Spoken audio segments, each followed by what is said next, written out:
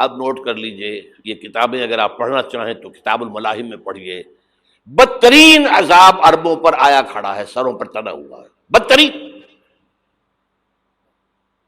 ایسی جنگ ہونی ہے الملحمۃ العظمی، جس کو کہ میں بھی آپ کے گواہی پیش کر دوں گا، جسے کہا گیا ہے دی لاسٹ کروسیڈ۔ بش نے بھی کروسیڈ کا لفظ بول دیا تھا، پھر واپس لیا اس نے، نکل جاتی ہے جس کے منہ سے سچی بات مستی میں، فقیہ مصلحت بین سے وہ رندے بادہ خار اچھا، کروسیڈ کہہ کر پھر واپس لیا۔ یہ کروسیڈ، اس کے اوپر جس قدر نقصان ہونا ہے عربوں کا، گریٹر اسرائیل بنے گا، یہ عراق، شام، اردن، سعودی عرب کا کچھ شمالی علاقہ، ترکی کا جنوبی علاقہ، مصر کا صحرائے سینا، اور اس کے ساتھ ہی جو بہترین اس کا زرخیز ترین علاقہ ڈیلٹا آف نائل، یہ سب یہودیوں کے قبضے میں جائیں گے۔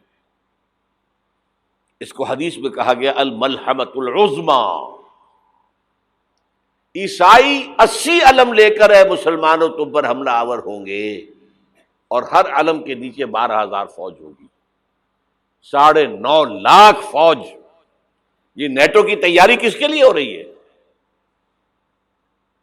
جب یو ایس ایس آر کا خاتمہ ہوا تو پوچھا گیا تھا نیٹو چیف سے، اب کس لیے؟ تمہارا وہ دشمن تو ختم ہو گیا، اب ہمیں اسلامک فنڈامنٹلزم سے نمٹنا ہے۔ وہ جانتے ہیں خطرہ یہی ہے،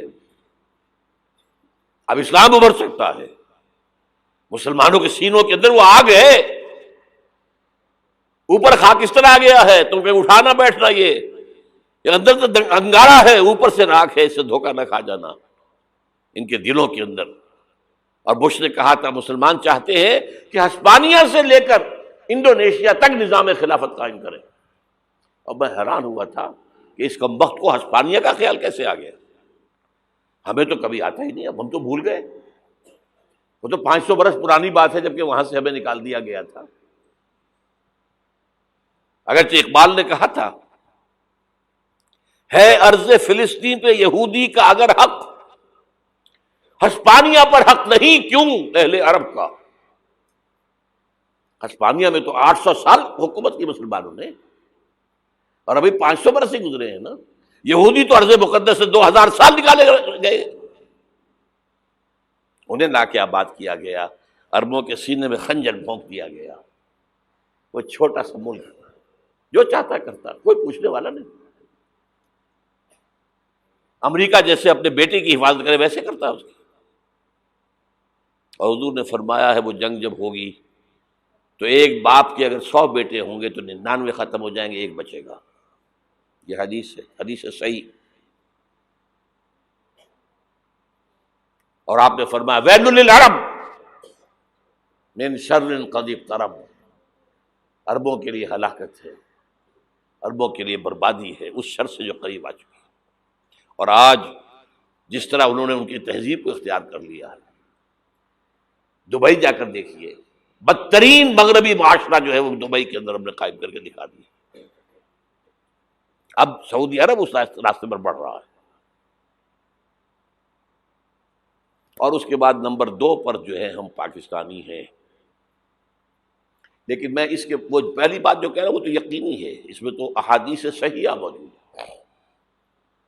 اگرچہ اس کے بعد پانسا پلٹے گا، پھر حضرت مہدی کا ظہور ہوگا، حضرت عیسیٰ کا نزول ہوگا، اور وہ گریٹر اسرائیل گریٹر گریو یارڈ بنے گا یہودیوں کا، ایک ایک یہودی قتل ہوگا اور دفن ہوگا۔ یہ بات میں ہونا ہے، میں پہلی بات برس کر رہا ہوں۔ وہ پانسا پلٹے گا جب پلٹے گا، ابھی جو سامنے ہے وہ کیا ہے؟ جس ملحمۃ العظمی کہا حضور نے، جسے آرمگیڈون کہتے ہیں عیسائی۔ آرمگیڈون کی اگر کہیں جا کر آپ دیکھیں گے، آپ ڈکشنری میں مانی تو کیا لکھا ہے؟ A very big war which will be fought between the forces of evil and good before the end of this world۔ اس دنیا کے خاتمے سے پہلے خیر اور شر کی قوتوں کے درمیان بہت بڑی جنگ ہوگی۔ ارمجدون اسے کہتے ہیں عربی میں، اور آرمگیڈون اسے کہتے ہیں انگریزی کے اندر۔ اور یہ بائبل کی آخری کتاب کے اندر ہے، جو اس میں کہ مکاشفات یوحنا، ریولیشنز آف سینٹ جان. یہ تو میں کہہ رہا ہوں یقین کے ساتھ، اور زیادہ دور نہیں ہے، آیا چاہتا ہوں. اس لیے کہ یہودیوں کا اور عیسائی جو کنزرویٹوز ہیں، نیو کنزرویٹوز، ان کا 5 نکاتی ایجنڈا ہے متفق علیہ، جس کے تحت کہ یہ جنگ صلیبی شروع کی گئی ہے. وہ سن لیجئے آپ. آرمیگیڈون نمبر 1، گریٹر اسرائیل قائم ہو جانا اس کے نتیجے میں نمبر 2، مسجد اقصی اور قبۃ الصخرہ کو گرانا نمبر 3، وہاں تھرڈ ٹیمپل، وہ مسجد جو حضرت سلیمان نے بنائی تھی 1000 قبل مسیح میں، پھر برباد کی تھی نبوکدنضر نے، دوبارہ بنائی گئی، پھر دوبارہ ختم ہوئی 70 عیسوی تک گری پڑی ہے. ان کا خانہ کعبہ گرا ہوا ہے 70 عیسوی سے لے کر آج تک. ایک دیوار ہے ویلنگ وال، جہاں جاتے ہیں، روتے ہیں، پیٹتے ہیں، ماتم کرتے ہیں، وہاں وہ بنے گا تھرڈ ٹیمپل. اور نمبر 4، اس میں لا کر رکھا جائے گا تخت حضرت داؤد کا. یہ تخت کہاں ہے اس وقت؟ یہ لندن شریف کے اندر، جو ان کی پارلیمنٹ کا جو چرچ ہے، ویسٹ منسٹر ایبے، اس میں رکھا ہوا ہے. ایک پتھر تھا جس پر بٹھا کر حضرت داؤد کی تاج پوشی ہوئی، پھر حضرت سلیمان کی ہوئی، پھر وہ پتھر رکھ دیا گیا جب حضرت سلیمان نے بنایا ہیکل مسجد اقصی، وہاں رہا وہ. ہر بادشاہ جو تھا یہودی اسی کے اوپر بٹھا کر اس کی تاج پوشی ہوتی تھی. سن 70 میں ٹائٹس نے گرایا اسے، ہیکل کو، وہ پتھر لے گیا، وہاں سے روم گیا، روم سے آئرلینڈ گیا، آئرلینڈ سے اسکاٹ لینڈ آیا، اسکاٹ لینڈ سے انگلینڈ آیا، اور اب وہ رکھا ہوا ہے 14ویں صدی عیسوی سے آج تک. وہ ویسٹ منسٹر ایبے میں رکھا ہوا، ایک کرسی کی سیٹ میں اسے بنا دیا گیا ہے تخت کی شکل میں. اب انگریزوں میں کوئی ملکہ ہو، کوئی بادشاہ ہو جس کی بھی تاج پوشی ہونی اس میں ہوتی. یہ لا کر رکھا جائے گا تھرڈ ٹیمپل میں، اور اس پر یہودیوں کے خیال کے مطابق ان کا مسیحا آئے گا جو مسیح دجال ہوگا. عیسائیوں کے خیال کے مطابق حضرت عیسیٰ آئیں گے، وہ ہمارا بھی خیال ہے حضرت عیسیٰ آئیں گے علیہ السلام. بہرحال یہ تو بات کی باتیں ہیں نا. اس وقت جو میں عرض کر رہا ہوں، عربوں پر بہت بڑا عذاب، اور پاکستان کا معاملہ البتہ یہ ہے، میں یقین سے نہیں کہہ سکتا. ہینگنگ ان دی بیلنس، ہو سکتا ہے اللہ تعالیٰ ہم پر رحم فرمائے، ہو سکتا ہے، اگرچہ اس کی کچھ شرائط ہوں گی. چمن کے مالک اگر بنا لیں موافق اپنا شعار، اب بھی چمن میں آ سکتی ہے پلٹ کر چمن سے روٹھی بہار، اب بھی ہو سکتی ہے. اور یہ بھی ہو سکتا ہے کہ اللہ تعالیٰ نے معجزانہ طور پر ہمیں ملک دیا، ہم نے اللہ سے بدعہدی کی، وعدہ خلافی کی، غداری کی، لہذا سزا دی جائے اور ہم سے یہ ملک چھین لیا جائے. It's just possible. دور نہ سمجھے اسے، انہونی بات نہ سمجھے. جو گھیراؤ ہو رہا ہے آپ کا، آپ کے مغرب میں نیٹو فورسز اور مشرق میں بھارتی فورسز گدھوں کی طرح بیٹھے ہوئے انتظار کر رہے ہیں پاکستان اور ڈسٹیبلائز ہو جائے، یہاں اور بدامنی ہو جائے. اب لاہور میں پھر آج دھماکے ہو گئے ہیں. 2 دن پہلے کا دھماکہ میں سہ کے آیا ہوا ہوں، آپ کے سامنے بیٹھا ہوں. وہ جانیں بچی ہیں، جو ہماری اکیڈمی کا حشر ہوا وہ تو میں آپ کو نہیں بتا سکتا. یہ سارا کیوں ہو رہا ہے؟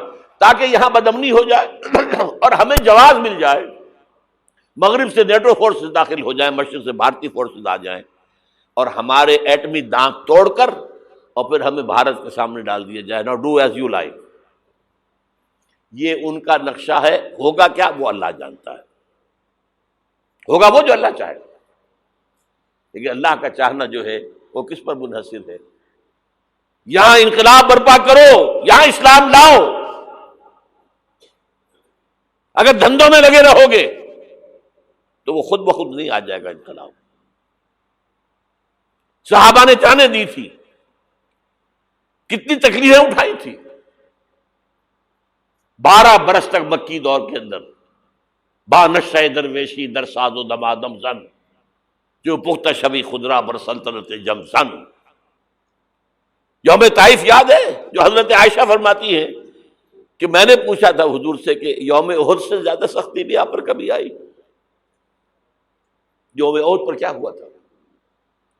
تلوار کا وار پڑا تھا آپ کے چہرہ مبارک، یہ جو رخسار کی ہڈی ہے اس کے اندر وار گیا ہے، اوپر خود کی 2 کڑیاں تھیں وہ اس میں گھس گئیں، 2 دندان مبارک شہید ہوئے۔ وہ خود کی کڑیاں ایک صحابی نے اپنے دانتوں سے پکڑ کر کھینچنے کی کوشش کی، دانت نکل گئے، وہ نہیں نکلی، کیا جتن کر کے نکالی گئی ہوگی تو خون کا فوارہ آیا، اتنا خون گیا ہے کہ آپ بے ہوش ہو گئے، گر گئے، اور مشہور یہ ہو گیا کہ آپ کا انتقال ہو گیا، شہادت ہو گئی۔ یہ سیرت کبھی پڑھی ہے؟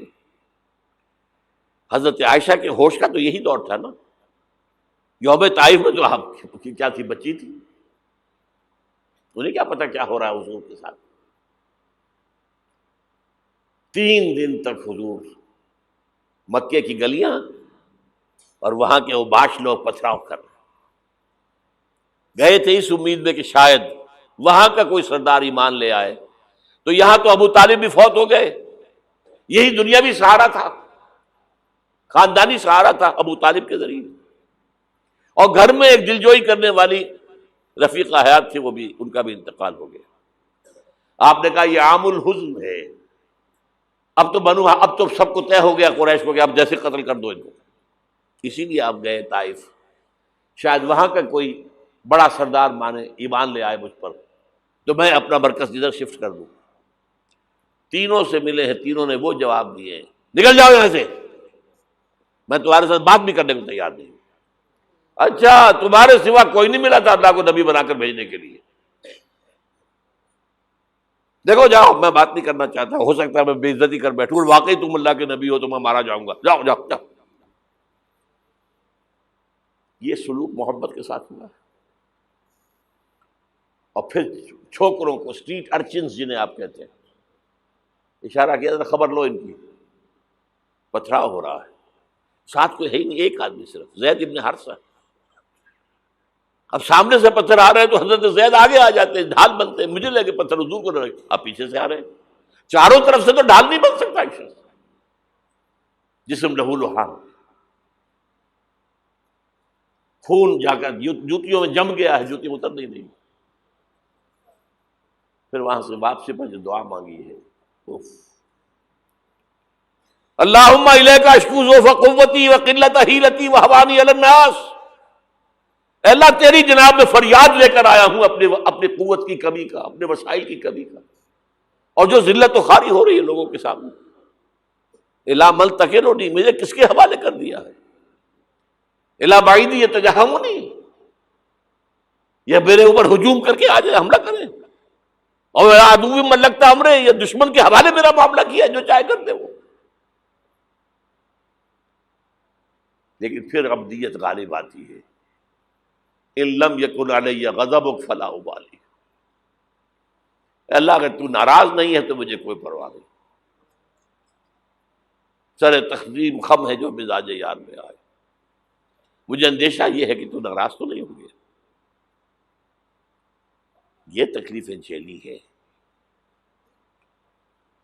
سینکڑوں صحابہ نے جانوں کا نذرانہ پیش کیا ہے، احزاب کی جنگ میں فاقوں پر فاقے ہو رہے تھے، اور ان فاقوں کی حالت میں خندق کھودنے کا حکم ملا ہے، لوگوں کی کمریں دوہری ہو رہی ہیں، پتھر باندھے ہیں اپنے پیٹوں سے، اپنی چادروں کے ساتھ کس کر کمر دوہری نہ ہو جائے، اور جب صحابہ کدالیں چلا رہے ہیں تو کیا کہہ رہے ہیں، نحن الذین بایعوا محمدا علی الجہاد ما بقینا ابدا، اللہم لا عیش الا عیش الاخرہ۔ صحابہ کہتے تھے ہم وہ لوگ ہیں جنہوں نے محمد سے بیعت کی ہے کہ جہاد کرتے رہیں گے جب تک جان میں جان نکل جائے تو بات اور، جان ہے، چاہے ابھی بھوک سے کمر دوہری ہوئی جا رہی، جان تو ہے۔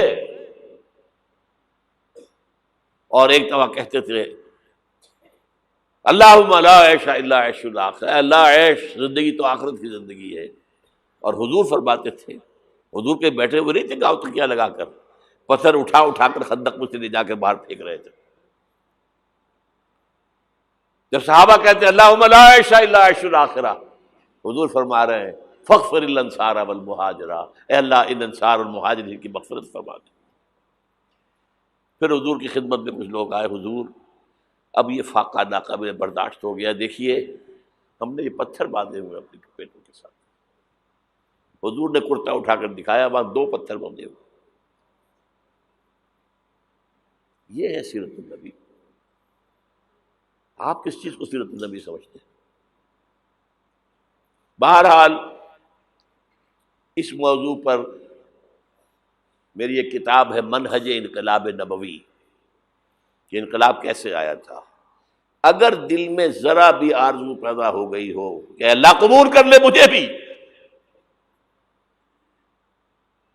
مجھے قبول کر لے اس کام کے لیے، تو وہ کتاب آپ کے لیے مست ہوگی، اس کا پڑھنا۔